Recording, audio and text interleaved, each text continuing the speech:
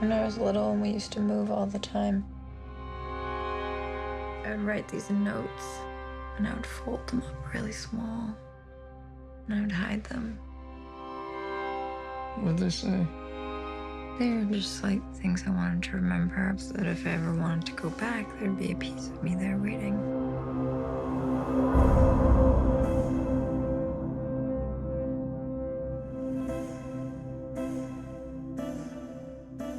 3부 고스트 스토리에 대해서 얘기를 해볼까요? 네. 데이빗 로어리 감독의 2017년작이고 썬댄스에서 공개됐던 영화인데 네네. 미국에서는 여름에 개봉을 했었고 한국에서는 12월 28일에 개봉을 한다고 하네요. 네, 근데 뭐 지금이 사실 12월 28일인데 한국 시간으로 뭐 당연히 전전날 했겠죠? 네, 개봉을? 해서 이미 본 사람이 네, 꽤 있을 거라고 생각하고 있습니다. 제가 어제 위키피디아를 찾아보다가 그 고스트 스토리 페이지에 들어가니까 그 고스트 스토리를 탑 10에 뽑은 평론가 리스트를 써놓더라고요. 네. 재밌었어요. 많은 평론가들이 탑 10 안에 뽑았다. 미국에서는 특히 많이 뽑았어요. 그런 것 같아요. 네. 이 영화도 좀 그 필 뭐? 굿필? 굿필? 어쨌든 필굿. 어쨌든 좀 착한 영화라는 느낌이 드는 영화고 사실은 좀 아트한 느낌이 좀 있는 영화라서 매혹당하기 쉬운 영화라는 생각은 조금 드는 편이죠. 어쩌면 올해 가장 과감한 영화였다는 생각이 들어요. 사실은 A24답지 않다는 생각까지 저는 안 좀 보고 드는데. 사서. 아, 그런가? 그런가? 줄거리를 잠깐 아, 네네네. 얘기를 할까요? 근데 아까 잠깐 얘기하셨지만 줄거리랄 게 딱히 없는 영화기도 하죠. 일단 이 주인공은 C라고 나와 있고 주인공의 아내는 M인데 뭐 루니 마라의 M을 따고 케이시 애플렉의 C를 딴 건지 모르겠어요. 그렇겠죠 뭐. 한데 왜 케이시 애플렉은 이름을 따고 루니 마라는 성을 땄을까 하는 궁금증이 저에겐 남아 있어서. 저라면 그렇게 했을 것 같아요. 아 왜요? 왜냐면은 일단은 한 명은 성 따고 둘 다 성을 따고는 둘 다 이름을 따면은 너무 명확해? 너무 뻔해 보이잖아요. 아 근데 사실 이 영화는 그런 선택이 제 생각에 좀 있었다고 보여요. 뻔한 거를 일부러 비껴가고자 하는? 그러니까 네 그쪽 뭐지? 라는 생각이 들게 하려는 부분을 의도적으로 조금 넣었던 것 같아서 뭐 아닐 수도 있고요. 근데 저는 사실 그런 면이 좀 있다고 생각이 드네요. 아무튼 C와 M으로 이름 지어진 이름 없는 커플로부터 영화가 시작을 하고 이 젊은 부부인데 교회 지역에 단둘이 살고 있는데 뭐 이사를 가네 마네 이런 걸 두고 뭐 조금 다투기는 하지만 어쨌든 뭐 사이가 좋은 그런 부부인데 어느 날 예기치 못한 사고로 차 사고로 남편이 세상을 떠나게 되고 이제 영안실에서 그 아내가 시체를 확인한 후에 덮어둔 흰 시트를 쓰고 다시 일어나서 시체가 귀신이 되어서 아내를 보기 위해서 집으로 돌아옵니다. 그래서 집에 와서 아내가 슬퍼하는 것을 조용히 지켜보면서 세월을 보내죠. 세월을 하면서. 네. 그리고 그 사이에 이웃집에도 이불보 귀신이 있다는 걸 네. 알게 되는데 이 귀신은 되게 귀여워요. 꽃무늬를. 네네네. 근데 이거 여담인데 감독이 연기를 했다고 하더라고요. 아 그래요?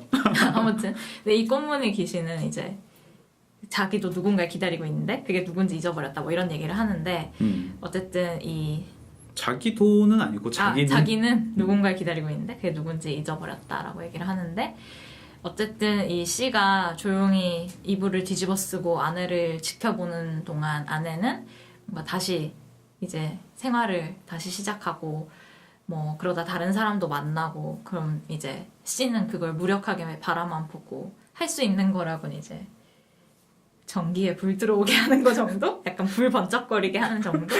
그렇게 무력하게 아내가 뭐 사실은 근데 뒤에 가면은 할 수 있는 게 조금씩 늘어났잖아요. 그렇죠. 이제 힘을 조금씩 통제하기 시작하죠. 이러니까 초능력 뭔가 얘기 약간 같네. 엑스맨 같아. 어쨌든 아내가 이사를 나가게 되는데 결국은 이사 나가기 전에 이제 벽 틈 속에 쪽지를 하나 숨겨놓고 페인트 칠을 한 후에 떠나버리죠. 그래서 이제 홀로 남은 C가 집에서 손가락이 없는데도 불구하고 그 페인트 칠을 벗겨내서 쪽지를 꺼내려고 시도를 하지만 실패를 하고요. 그 와중에 이제 다른 가족, 뭐 히스패닉 엄마와 두 아이가 이사를 왔다가 C가 또 행패를 부려가지고 귀신이 들렸다 그래서 이사를 나가고 그 뒤에 또 다른 젊은이들이 뭐 파티를 하고 뭐 그렇게 세월이 계속 흘러요. 그러다가 이제 드디어 쪽지를 꺼내는 시도가 성공하려는 찰나에 이 집이 얼마나 세월이 흘렀는지 모르겠어요. 이 집이 재개발의 위협 속에서 파괴가 되고 이웃집 귀신의 집도 파괴가 되죠.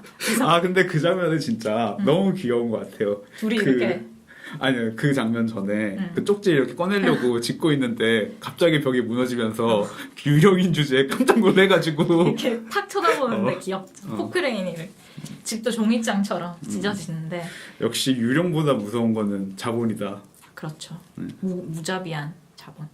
그 꽃무늬 이불보 귀신은 그 사람 자기가 기다리는 사람들 이제 안 올 것 같아 이러고 갑자기 사라지죠. 그래서 혼자 남은 C가 이제 공사장에서도 살아남고 그 자리에 새로 세워진 고층 건물에서도 살아남는데 이제 이불보는 거의 회색에 가깝게 때가 탔고 회사에 뭐 일하는 사람들이 돌아다니고 자기는 이제 그 옥상에 올라가서 휘황찬란해진 도시를 바라보다가 고층에서 뛰어내리죠. 근데 귀신이었기 때문에 죽을 수가 없어서 다시 같은 자리에 19세기에 돌아가서 깨어나요. 그래서 그 아직 집이 없는 그 땅에 정착한 개척자 이주민들 가족을 바라보게 되는데 그 개척자 중에 딸도 비슷한 행동을 하죠. 아내랑 쪽지를 비슷한 돌 행동을. 밑에 숨겨놓죠. 네. 근데 그러고 나서 또 얼마나 시간이 흘렀는지 모르겠지만 그 가족이 인디언의 화살에 다 몰살을 당하고 그 소녀의 시체가 100골이 될 때까지 지켜보다가 또 얼마나 시간이 흘렀는지 모르겠지만 그 자리에 세워진 집에 자신과 M이 처음으로 이사 오는 광경을 보게 되죠. 그래서 또 같은 일이 반복되고 그 부부가 생활하는 거를 마치 스토커처럼 그 집에서 계속 바라보다가 또 자기가 죽으니까 귀신이 둘이 되고 또 아내는 또 이사를 나가고 그러다가 이제 마지막에 결국 벽에서 쪽지를 꺼내서 확인하는 순간에 C의 귀신이 사라지고 이불보만 남게 되는 이야기라고 할 수 있겠습니다. 사실 뭐 결국에는 그 쪽지가 어쨌든 이야기에서 굉장히 이 영화에서 중요한 역할을 하고 있는데 정확하게 영화의 첫 대사가 이 쪽지에 관한 이야기로 시작을 하죠. 네, 그 루니 마라가 뭐라고 얘기하죠? 자기는 뭐 이사 다닐 때마다 그 집에 쪽지를 하나씩 남겨놓고 온다고 해서 왜? 이랬더니 나의 일부가 거기에 뭐 있다는 식으로 얘기를 하면서 뭘 쓰냐 이랬더니 시를 쓸 때도 있고 뭐 본인이 생각할 때 뭐 마음에 와닿는 문구를 쓰기도 하고 뭐 그런다. 그래서 제가 기억이 좀 만약에 정확하다면은 약간 이런 식으로 말을 했던 것 같아요. 내가 이 집에 돌아왔을 때 나를 기다리고 있는 무언가가 있었으면 좋겠다. 라고 얘기를 하고 뭐라고 해야 될까요? 근데 그럴 때 이제 케이시 애플렉이 그래서 다시 그 쪽지를 가서 읽어본 적이 있냐. 결국에는 그 케이시 애플렉의 존재와 쪽지라는 존재가 완전히 같은 입장에 처해 있는 물건이잖아요. 이 쪽지는 루니 마라가 자신을 위해서 남긴 것이지만 실제로는 활용되는 용도는 전혀 다른 종류의 것이고 오히려 이제 마치 케이시 애플렉에게 주어진 편지죠. 이 영화 이야기 안에서는요. 특히 케이시 애플렉은 그렇게 생각하기 때문에 더 그걸 파보려고 하지 않았을까? 네네. 그래서 사실은 그 쪽지의 내용을 우리는 보지 못하지만 상상한다면은 사실 좀 공포스러운 면이 있어요. 뭐 단순히 별 얘기가 아닐 수도 있겠지만 또 경우에 따라서는 이 집의 역사를 생각해 본다면 사실은 루니 마라가 살았던 남자가 케이시 애플렉만 있는 것도 아니고 사실은 다른 남자랑도 또 있었고 그리고 또한 그녀가 남겼을 메시지가 단순히 그에게 꼭 좋은 내용이라는 생각은 아니었을 수도 있다는 생각이 좀 들거든요. 저는 그럼에도 불구하고 결국에는 이 쪽지가 가지고 있는 힘이랄까? 그 시간 속에서 파묻혀 있는 것들은 굉장히 직접적인 코멘트를 많이 했는데 그 베토벤에 관한 이야기를 그 나중에 나누는 장면이 있잖아요. 그 아까 파티 장면에서 네. 그 예언자라고 이름 붙여진 캐릭터가 모놀로그 같은 걸 하죠. 그 모놀로그를 잠깐 얘기를 하면 그 베토벤 얘기를 하면서 교향곡 9번을 얘기하면서 아무리 대단한 글을 쓰고 대단한 음악을 만들고 그걸 통해서 사람들의 기억 속에 남는다고 하더라도 그 기억을 담고 있는 인간들이 언젠가는 사라질 거고 그 사람들의 자손들도 사라질 거고 그래서 거의 모든 사람이 다 까먹게 되는데 그렇다고 해서 또 누군가 한 명 기억해서 그 멜로디를 흥얼거리더라 결국 멀리 가면은 결국 다 똑같이 다 없어지고 만다. 그래서 네가 책을 쓰건 말건 똑같은 결과를 낳는다. 뭐 그런 식의 이야기를 근데 그 하고. 사람의 메시지는 사실 굉장히 묘해요. 왜냐면은 그래서 별거 아니라고 얘기하는 동시에 그럼에도 불구하고 넌 어쩔래? 라는 뉘앙스가 저는 그 사람의 대사에 있다고 생각하거든요. 뭔가를 남기는 길을 욕망하는 것 같기도 하죠. 그 사람. 저도 그런 뉘앙스가 있었던 것 같아요. 저도 그 부분이 되게 재밌었는데 예를 든 게 교향곡 9번이잖아요. 특히 그 사람이 중간에 이렇게 허밍을 하는 게 환희의 창가 사악장 부분인데 그 부분이 제가 알기로는 어쨌든 그 단골이에요. 송년음악회 이런 거의 단골이에요. 그리고 뭐 국가적 행사 이런 거 단골이고 초국가적 행사의 단골이고 제가 알기로는 허밍으로 좀 해주실래요? 나나나나 오케이. 그러니까 어쨌든 그게 EU에서도 그 EU 주제곡으로 쓰나 하여튼 뭔가 그게 가사도 그렇고 모든 인간이 결국은 형제다 하나가 된다. 그러니까 뭐 그런 메시지를 담고 있어요. 그러니까 모든 인간은 다 동등하고 그래서 사실 이게 그 공산주의에서는 그러니까 베토벤이 이제 독일인이잖아요. 그래서 독일인 맞나? 독일인인가?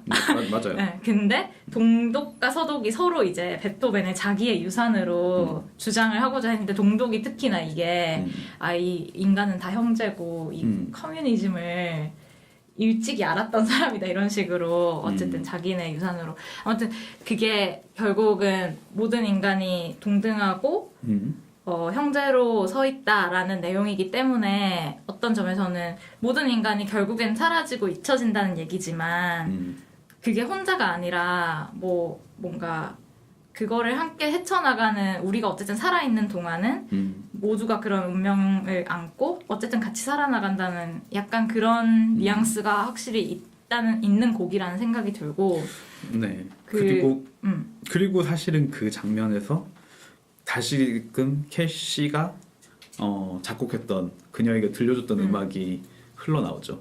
그게 사실 이야기의 중간과 끝을 마크하는 곡이기도 하고 그리고 그게 결국에는 시가 이 세상에 남겼던 것이기도 하고 이 세상에 남겼던 것이지만 사실은 동시에 그 루니 마라를 위해서만 남겨진 무언가였기도 하죠. 처음에는 그렇게 작동하는데 그래서 사실은 결국 개인에게 남겼던 무언가가 다시 세상을 떠돌고 마치 그 시의 그 유령의 형태처럼 그 노래도 그 공간을 떠돌고 있다는 생각이 이 영화를 보면은 들 때가 있는 것 같아요.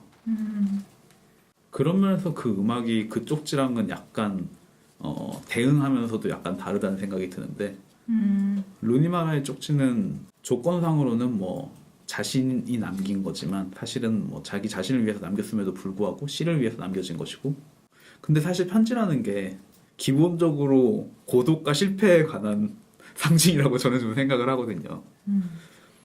그래서 그 편지가 그곳에 들어갔을 때 그리고 그 유령이 그 집에서 떠나지 못할 때 편지는 언제나 목적지에 도착한다는 명제가 있잖아요.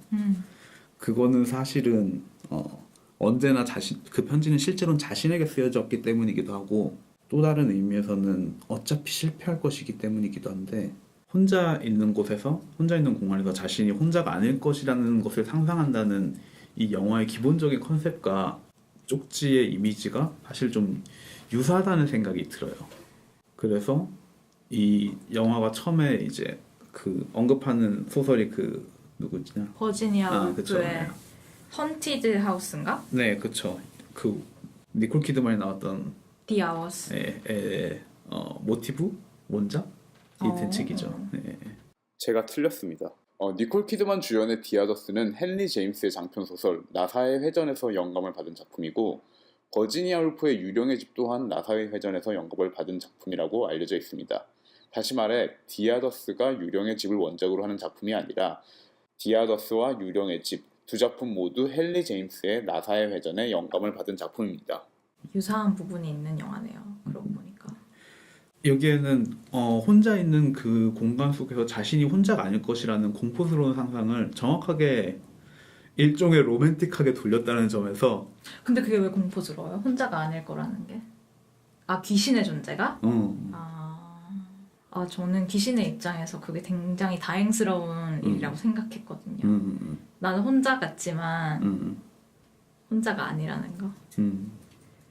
근데 이제 살아있는 사람 입장에서 생각을 하자면은 살아있는 사람 입장에서 생각을 좀 해줘야 되니까. 네.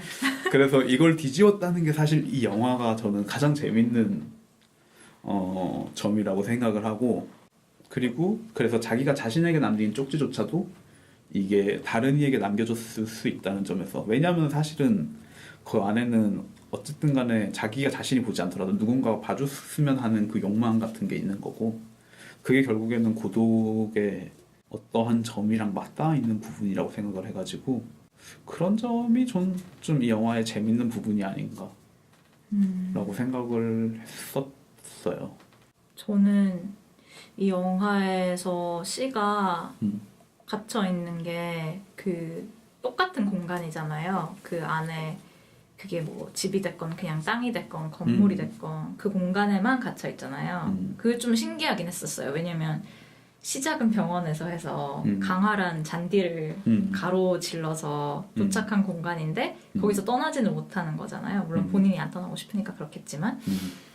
근데 그 사람이 같은 공간에 갇혀 있다는 게 다르게 말하면은 시간이 아무리 흘러도 거기에서 벗어날 수 없다는 거랑, 그러니까 시간에 갇혀 있는 거랑 비슷하다고 생각이 들었는데, 그래서 이 영화가 중반까지는 어쨌든 루니 마라를 향한 애타는 마음을 가진 귀신의 이야기라면 중반 이후부터는 자기가 갇혀 있는 시간을 바라보는 영화 같거든요. 그래서 거기 안에서 뭐 이제 불꽃이 타올랐다가 사그라들 때도 있고, 뭐 뭉개지고, 또 언제 그랬냐는 듯이 새로운 게 생기고 하는 그런 흐름을 계속 보여주는데, 씨는 그걸 바라볼 수밖에 없는 무력함을 간직한 사람이고, 씨는 사실 시간이 쌓이는 거에 굉장히 집착하는 캐릭터기도 하죠. 왜냐면 이사 가는 걸로 싸우는 장면이 영화 중후반부에 나오는데, 그쵸. 이제 루니 마라가 너 대체 왜 이사 가기 싫어 이랬더니 이 집에 담긴 히스토리 때문이라고 얘기를 하잖아요. 정말 사실은 어떤 의미에서는 진짜 예언자죠, 이 영화. 그렇죠.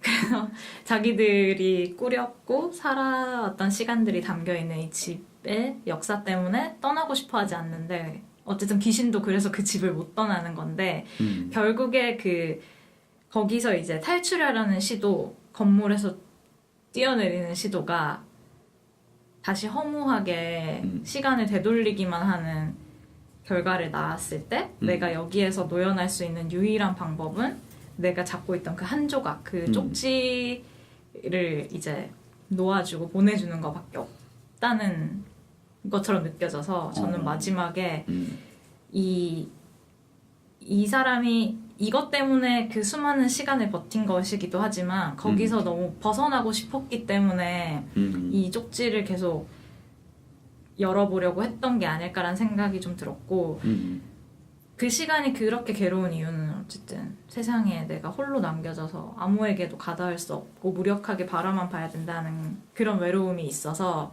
그게 저는 이 영화의 슬픔이고 공포였던 것 같아요. 그래서 사실은 누군가에게 무엇을 남긴다는 거는 굉장히 무서운 행위죠.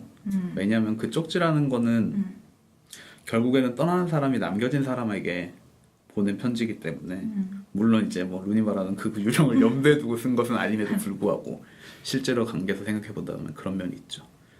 그리고 그 아까 병원에서 나와서 집으로 가는 장면도 저는 되게 좋았는데, 그 풀숲이 엄청 넓어가지고 이게 실제로 뭐 텍사스 어디에서 촬영을 했다고 하더라고요. 그래서 집은 엄청 먼 곳에 뚝 떨어져 있고 귀신이 이제 걸어서 잔디밭을 건너가는데 너무 천천히 걸어가는 거예요. 그래서 아무리 귀신이라도 시공간을 막 뛰어넘지 못하는구나. 그래서 엄청 천천히 걸어가면서 그 광활한 자연의 점 같은 존재가 이렇게 걸어가는데 그 템포가 이 귀신이 아무것도 할 수 없는 그 가만히 바라보는 것밖에 할 수 없는 존재라는 점과도 되게 잘 맞아떨어진 것 같아요. 계속 네. 우리가 사후 세계에 대해서 이야기하는 수많은 영화가 있지만 이렇게 지루하고 일상적인 걸 계속 보기만 해야 되는 사후 세계는 정말 공포스럽지 않나요? 아무튼 그런 템포가 있는 영화라서 처음에 좀 저는 초반부에 이게 이야기가 전혀 없는 영화인가? 라는 생각을 할 정도로 되게 느리다라고 생각을 했었는데 그 부분이 이 시의 존재와도 약간 연결되는 부분이 있다는 생각이 들었어요. 네. 특히 그 5분 동안 파이 먹는 장면 있잖아요. 루니 네네. 마라가. 네. 이거를 진짜 내가 옆에서 지켜보면 이런 느낌이겠구나라는 생각이 좀 들고 제가 어저께 다시 보면서 진짜 시간을 재봤거든요. 근데 파이를 진짜 5분 동안 먹어요. 재밌네요. 저는 이게 근데 제가 사실 이것도 극장 탓을 좀 갑자기 하게 될 것 같은데 저는 사실 이 영화를 처음에는 아주 안 좋게 봤어요. 선샤인 시네마? 네네네. 근데 오히려 집에서 보니까 훨씬 더 지루하지 않고 사실 좀 되게 지루하게 봤거든요. 아마 그거는 중간중간에 계속 저의 집중을 방해하는 그 에어컨 극장의 소리? 에어컨 소리 때문이었던 것 같은데 근데 이것도 너무 커요.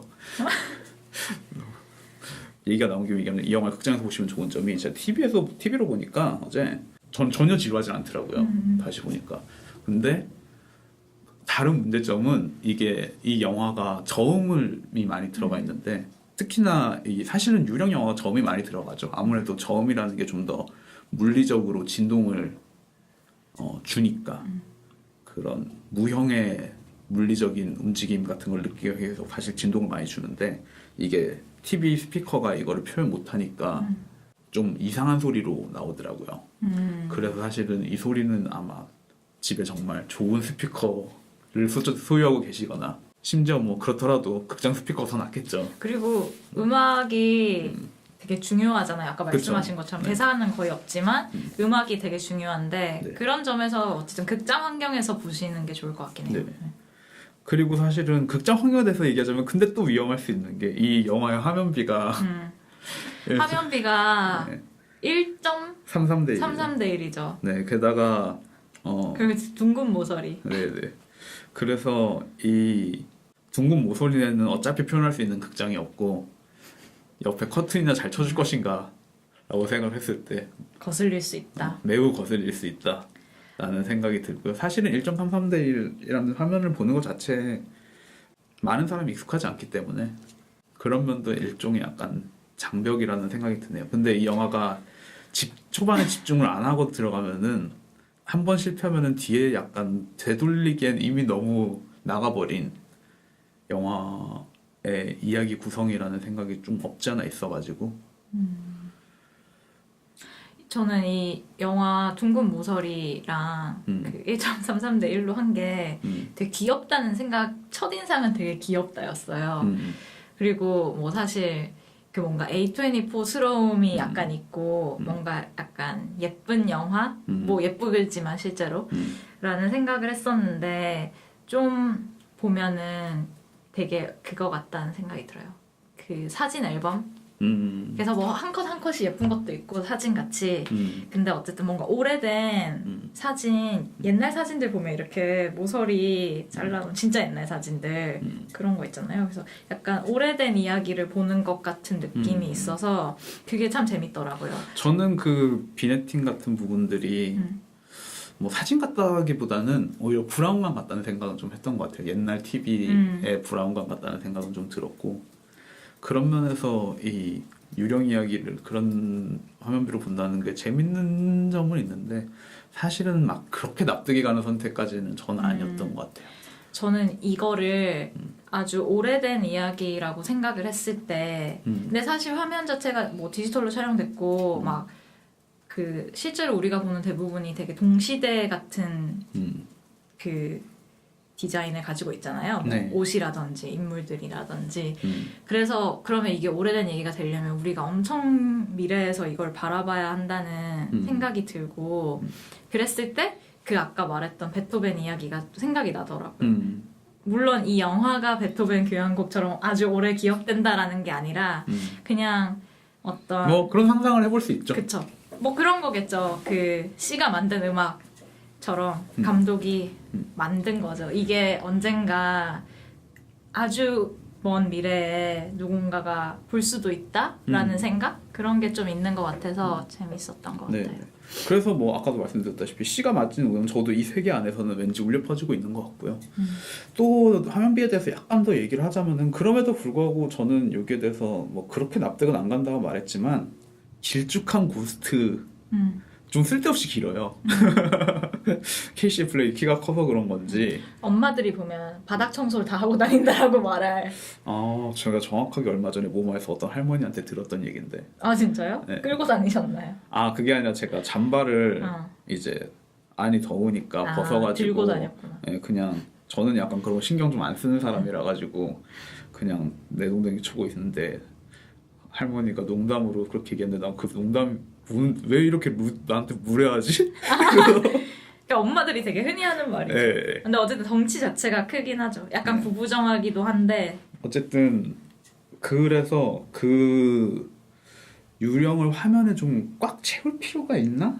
라는 생각은 어쨌든 조금 드는 것 같아요. 특히나 이게 어쨌든 간에 약간 삼각형 모양이 되니까 사실은 그런 면에서 어쨌든 이 화면비 좀 길다란 이 고스트를 너무 넓은 화면으로 두면은 너무 빈 공간이 많아져서 단순히 이미지의 측면에서도 그렇고 그 다음에 좀 프로덕션 환경에서도 그렇고 그래서 확실히 유리한 점은 있었을 것 같다는 생각이 들고 그런 점에서 뭐 또 엄청나게 나쁜 선택이라거나 아니면은 뭐 이상한 선택. 이상한 선택은 아니라는 생각이 들고요. 그리고 저는 되게 그거 말씀하신 거랑 연결될 수도 있는데 귀신의 클로즈업이 되게 이 화면에 어울린다는 생각이 좀 들었던 것 같아요.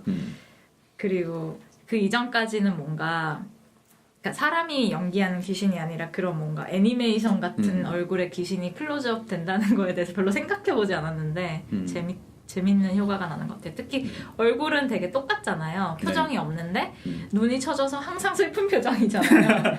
그리고 나중에 시간이 흐르면 막 때 같아가지고 눈물 자국처럼 보이는 순간들이 있어요. 그러면 슬프죠. 네.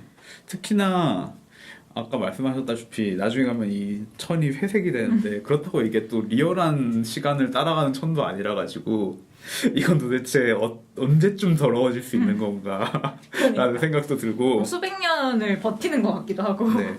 그렇게 손가락으로 이렇게 문질렀으면 천에 구멍도 날 법한데 또 그렇진 않고 손가락이 없어가지고 또 저는 그 생각은 들었어요. 그 중간에 보면 그 히스패닉 싱글맘이랑 애기들 살 때 이제 막 우유 잔을 들어서 내동댕이 치면서 막 약간 귀신 들린 효과를 내잖아요.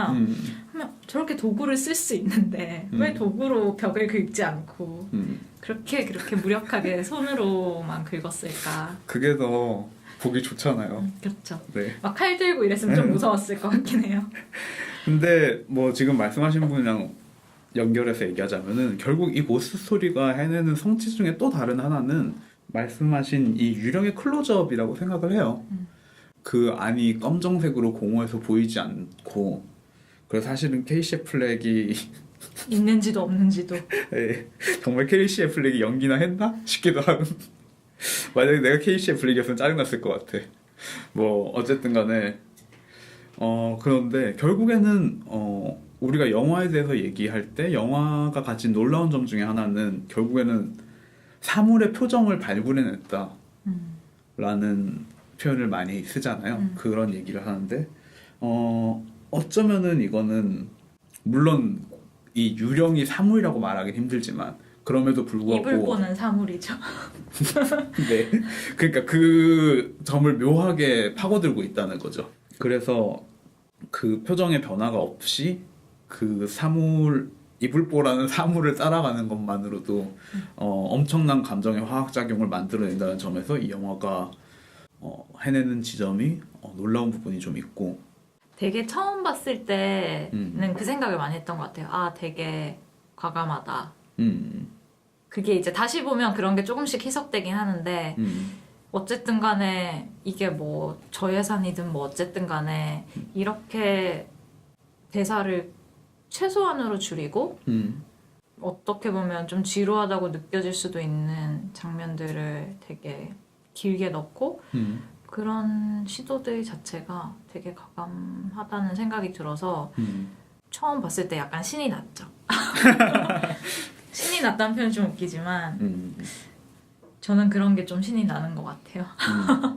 그리고 또 재밌는 부분은 이 영화는 무드를 살리기 위해서 연기라던가 빛에 대해서 열심히 활용을 하고 있죠.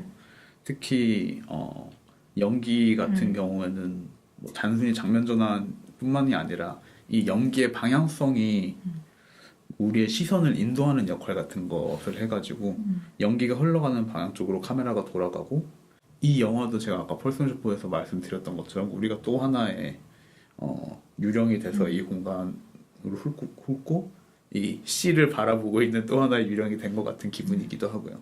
하지만 그 C가 결국에는 나중에 유령이 둘이 될 때 우리도 자아분열하는 아 근데 그걸 서로 아는 척을 안 해요. 안 보이겠죠? 그게 너무 웃긴 것 같아요. 저는 약간 둘이 됐잖아요. 둘이 됐는데 그러면 이제 둘이 계속 살아가야 되잖아요. 근데 마지막 장면에 C가 쪽지를 확인하고 사라지기 전에 그 장면은 혼자밖에 없잖아요. 근데 저는 나머지 귀신은 어디서 뭐 하고 있을까라는 생각이 드는 거예요. 근데 똑같은 귀신이라면 그 공간에서 벗어날 수 없어야 되잖아요. 그래서 저는 그게 그냥 웃겼어요. 얘는 화장실에 가 있나? 막 이런 생각이 드는 거죠. 근데 그런 면에서는 어쩌면은 그게 귀신이 온전히 이 시간을 살고 있는가에 대해서 온전히 그 긴 시간을 살고 있는가에 대해서는 저는 약간 다르게 보이기도 하는 것 같아요. 어떤 면에서요? 그러니까 이 영화는 여튼간에 그 C의 유령 상태를 지켜보고 있고 그가 느끼는 시간의 흐름 같은 것들이 어느 정도 구현이 돼 있다는 점에서 이 사람이 정말 실시간으로 그거를 다 지루하게 견딘다는 생각도 들지만 동시에 이 순간들이 때로는 너무나 압축돼서 확확 지나가는 게 뭐 영화에서 그렇게 지나가다 보니까 이 유령이 살고 있는 시간의 개념이나 감각 같은 게 우리랑 다를 수도 있고 그러한 점에 대해서도 약간 표현을 하고 있는 건가라는 생각이 사실 들기도 한다는 거죠. 그래서 어쩌면은 뭐 점프가 있을 수도 있고 이 귀신의 시간 같은 경우에는 아 점프 안 했으면 좋겠다. 근데 뭔가 저는 그게 너무 좋았거든요. 그 파이오니어 개척자 소녀의 백골을 바라보면서 같은 자리에 같은 포즈로 되게 쭈그리고 이렇게 앉아서 이렇게 이불도 막 주름져가지고 앉아 있는 귀신이 그 샷 리버스 샷 하면서 시간이 계속 흐르잖아요. 네. 그 시간 동안 같은 자세로 계속 앉아서 지쳐가는 귀신을 상상하는 게 저는 좋았거든요. 네. 어쨌든 그 연기랑 빛에 대해서 조금 더 얘기를 하자면은 그래서 아까 말씀하셨던 파이 먹는 장면 같은 경우에서 이제 유리를 통해서 반사되어 들어오는 빛 같은 게 되게 재밌는데 그게 정확하게 루니만 아까 파이를 먹고 있는 동안 조금씩 움직이죠. 시간이 지나면서. 그래서 마치 그녀에게 위로를 하기 위해서 그 빛이 뭔가를 하고 있다는 생각도 들고 그럼에도 불구하고 귀신은 저 멀리서 우두커니 서서 보고 있지만 화면의 한 구석에서 뭐냐 이거는 정말 전혀 상관없는 건데 보면서 저는 빵 터졌던 게 그 꽃무늬 귀신이랑 인사할 때 둘이서 손 들어서 인사하잖아요. 그러면서 자막이 나오잖아요. 근데 하나는 하이고 하나는 헬로. 왜 똑같은 동작? 그러니까 뭔 차이야? 일부러. 그 장면 너무 웃겼던 것 같아요. 그리고 꽃무늬 귀신 너무 귀여운 게 귀여운 좀 섬뜩하기도 하죠. 왜냐면 이 C처럼 병원에서 죽었으면 흰 음. 천을 뒤집어 쓰고 있었을 텐데 집에서 죽었는지 꽃무늬 이불을 뒤집어 쓰고 있었던 게 좀 맞아요. 귀엽으면서 약간 섬뜩하네요.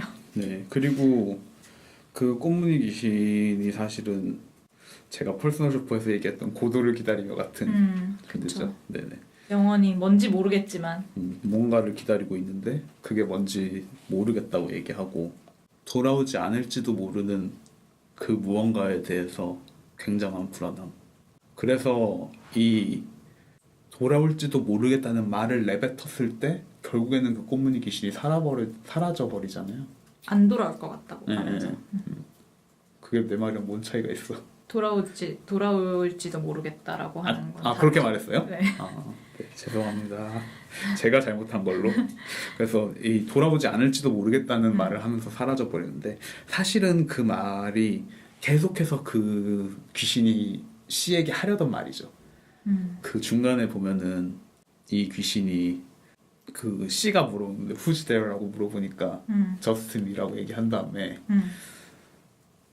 I thought maybe 라고 한 다음에 점점점 한 다음에 never mind라고 얘기를 하잖아요.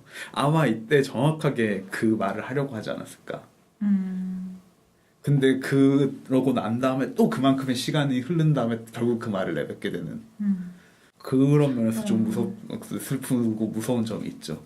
그리고 저는 그때서야 인정하는 거라고 생각했는데 그래서 사라지는 거 아닐까요? 저는 그걸 인정하지 못해서 지리하게 그 인정과 근데 말로 내뱉는다는 게 뭐 되게 밀접하게 관련이 다 있는 행위죠, 사실은. 그리고 그의 그 스텝을 명확하게 나눌 수 있는 건 또 저는 좀 아니라는 생각이 들고 그거는 서서히 밀려오는 거니까. 다만 이제 오히려 이것도 시간이 지나고 난 뒤에 이제 내가 인정하고 있구나라고 깨닫게 되는 거죠. 그래서 저는 그게 말의 발화와 어쨌든 약간은 연관이 있다고 생각을 했고 그리고 그 말의 발화라는 게 저는 아까 제가 말했던 그 쪽지를 쓴다는 행위 그리고 그걸 읽는다는 행위랑도 좀 연관이 좀 되어 있다라는 생각이 들었어요. 그렇죠. 그러니까 쪽지를 떠나가면서 쪽지를 남기는 거고 그걸 읽었을 때 사라지는 거고 근데 저는 그게 결국은 보내는 거를 인정하는 행위인 것 같아요. 그냥 내가 이걸 붙잡고 있을 때는 살아있을 수 있는데 그 살아있다는 표현 좀 웃기지만 남아있을 수 있는데 남아있다는 것 자체가 굉장한 고통이라서 어떻게 보면 이제 이거를 누군가 날 기억해주길 바라면서 나는 이제 떠나야 되는 그러니까 내가 여기 남아서 누군가를 새로 만날 거라고 생각하는 게 아니라 그냥 떠나야 되는 순간이 오는 것 같아요. 아휴, 내가 떠나야지. 그냥 딴 얘긴데 딴 얘기는 아니고 정말 짧은 얘긴데 음악이 너무 좋아가지고 사실 저는 트레일러 봤을 때도 음악에 많이 이끌렸던 것 같아요. 근데 그 정말 얘기했던 것처럼 그 음악이 정확하게 그 대사로서 기능을 하고 있어서 뭐 저도 마찬가지로 그랬던 것 같고 되게 예상치 못한 음악이었는데 그래요? 이 영화의 분위기를 잘 표현했던 것 같고 그래서 사실 트레일러가 다라고 생각할 수도 있는 면이 좀 있다는 생각은 했었어요. 그리고 그거를 이제 듣는 장면이 2번 나오는데 이제 첫 장면에서는 좀 듣다가 끊기고 그 마지막에 이제 후반부에 루니마라가 이제 떠나 보내면서 음악을 누워서 혼자 듣는데 그 손을 이렇게 위로 뻗었을 때 이불보의 끝자락에 이렇게 달락말락하는 그 장면이 있는데 맞아요. 그게 너무 사실 외롭고 음악이랑도 잘 맞고 그냥 그 장면이 저는 좋았어요. 네.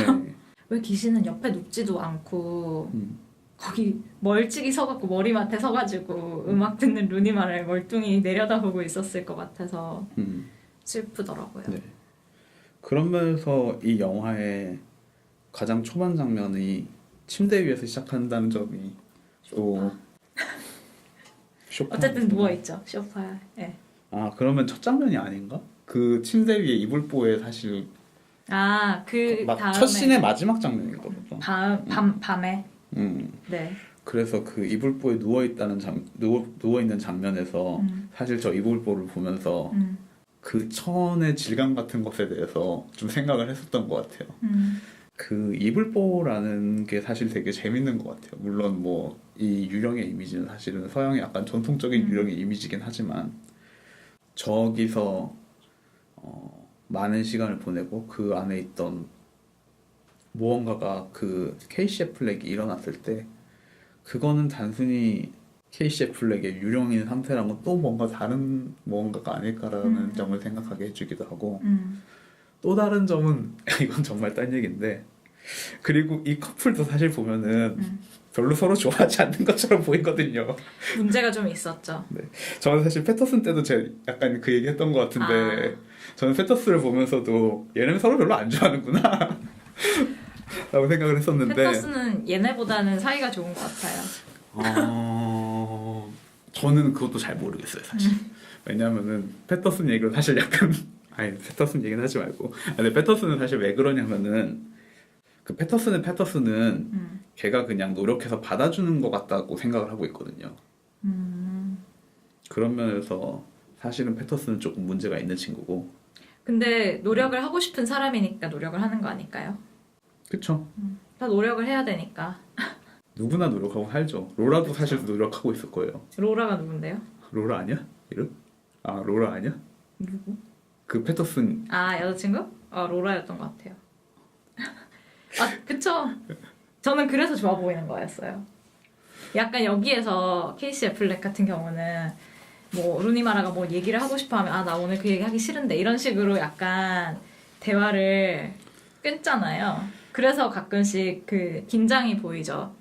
그 표정에서. 근데 그게 어느 게 더 좋은지는 고민해 봐야죠. 왜냐면 패터슨 같은 경우에는 그걸 노력이라고 얘기할 수도 있지만 실제로는 안 들으면서 그냥 듣는 둥 마는 둥 하기 때문에 저는 그렇게 생각하지 않았는데 되게 이해할 수 없는 세계인데 다른 사람의 세계잖아요. 근데 그걸 뭔가 이해해 보려고 하는 시도를 하는 거죠. 뭐 저는 모르겠어요. 그렇게 네. 생각했던 것 같아요.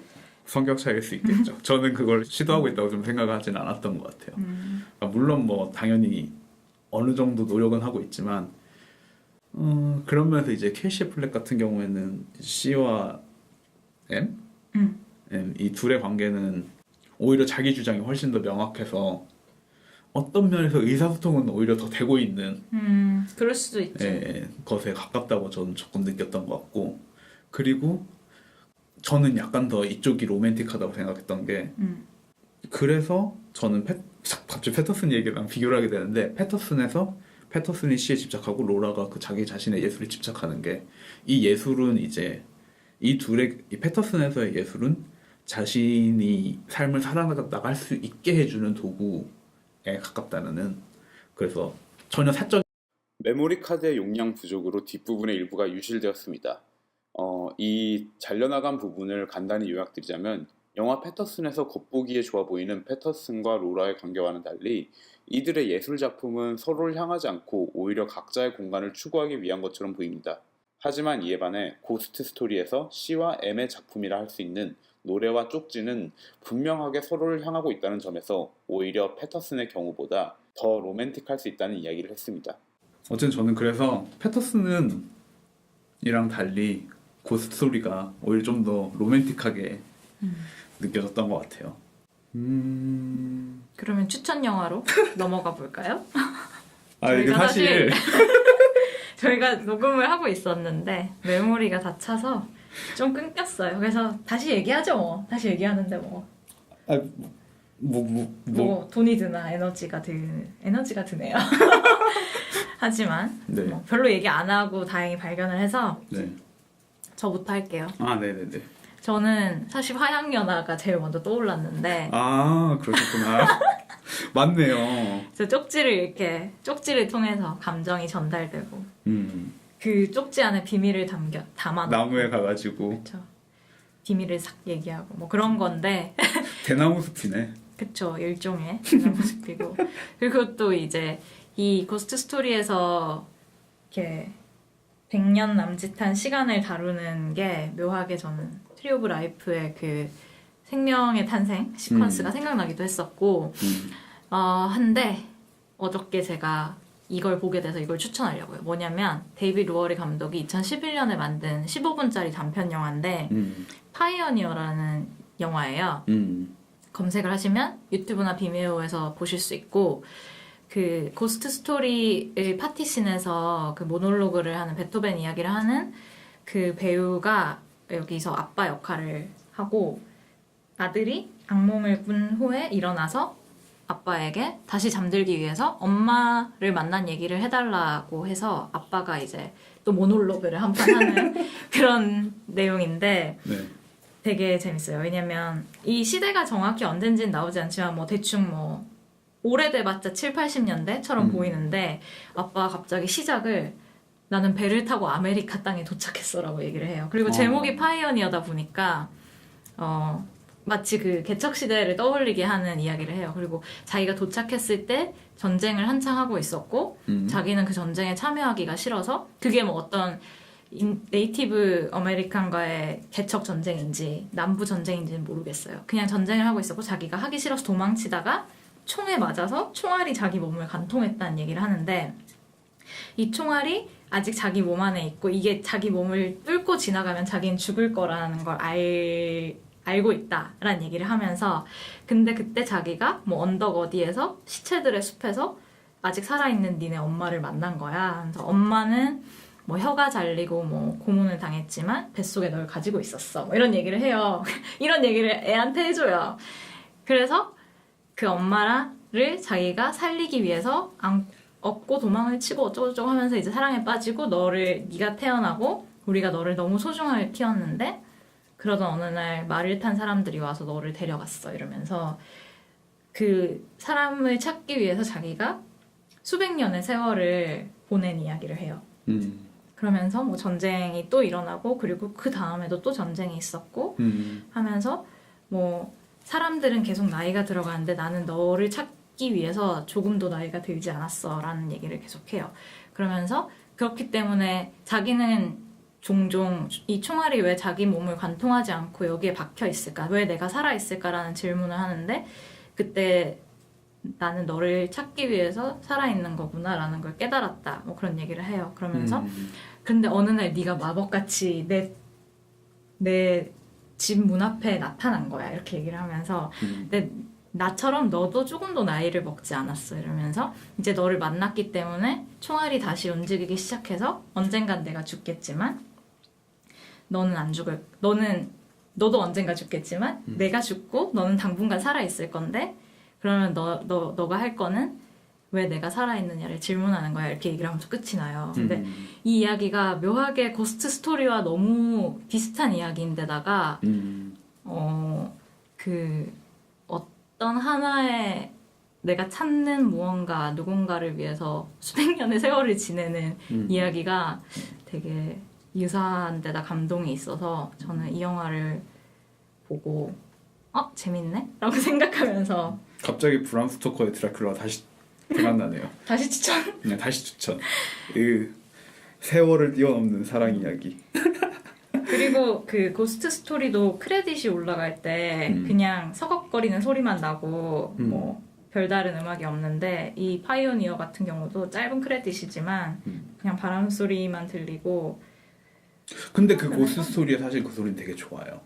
영화 끝나고 되게 어울리는 소리고 이 고스트 스토리가 사실은 또 암전이 사실 많은 영화라 가지고 그 암전 때마다 나오는 소리 그 공간음들이 있는데 그런 것들이 이 영화가 시각적인 것만큼이나 사실 사운드에 신경 많이 쓴 영화라는 생각이 들게 해주고 뭐 그렇죠.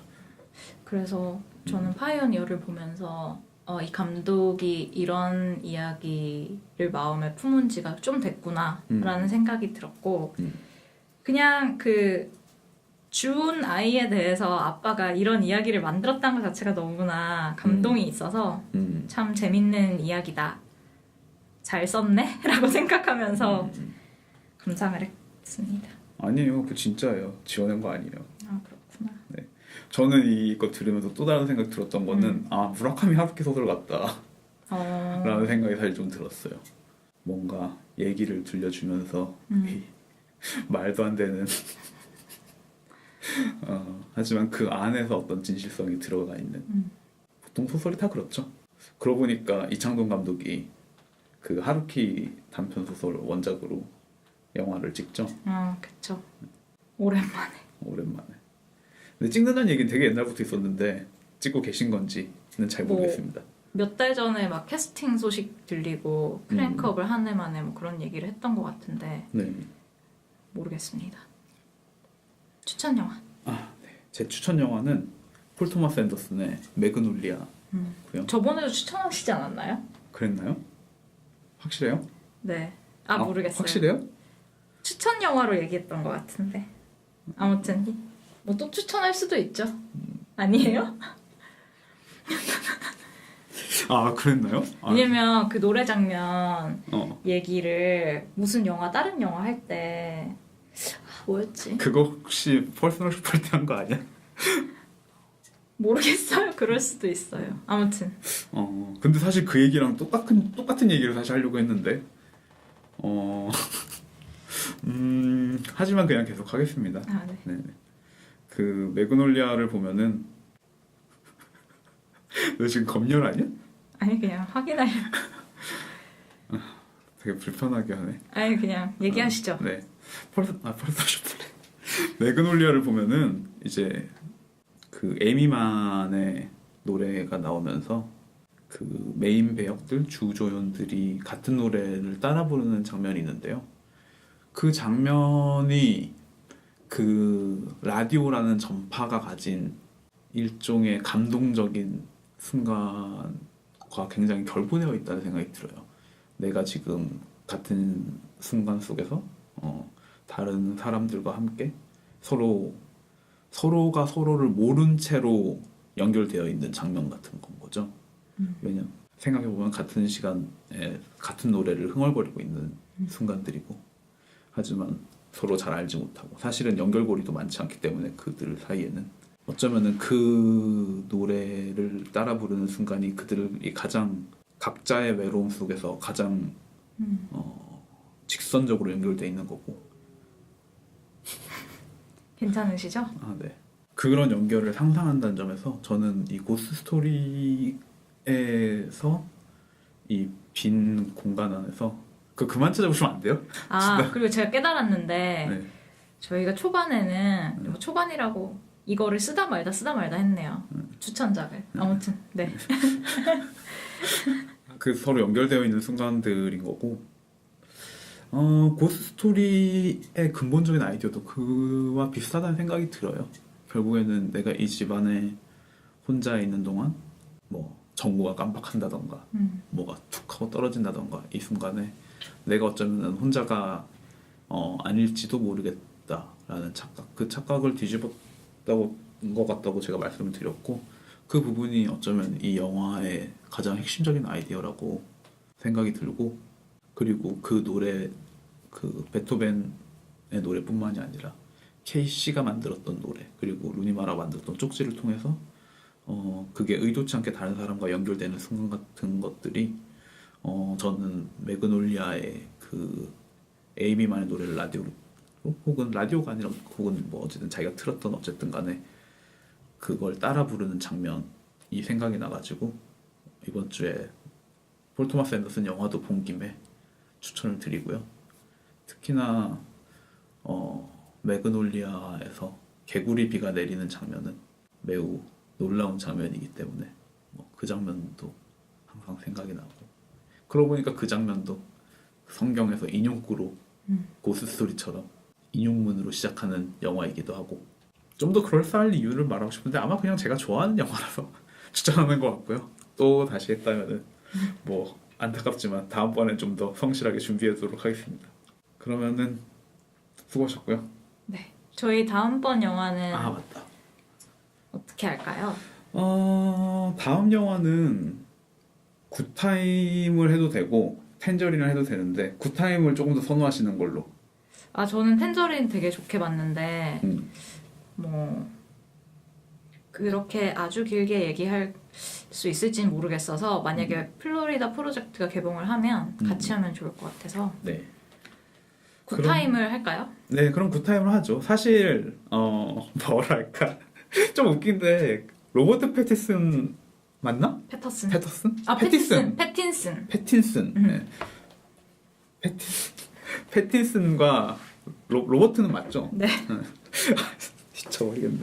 로버트 패틴슨과 크리스틴 스튜어트의 이 뭐라고 해야 될까요? 아트 영화에 대한 집착은 이제 정말 놀라울 정도라는 생각이 좀 들죠. 이 얼마나 많은 상처를 그들이 입었을지 이거는 거의 트라우마가 된 게 아닌가 얘네들한테.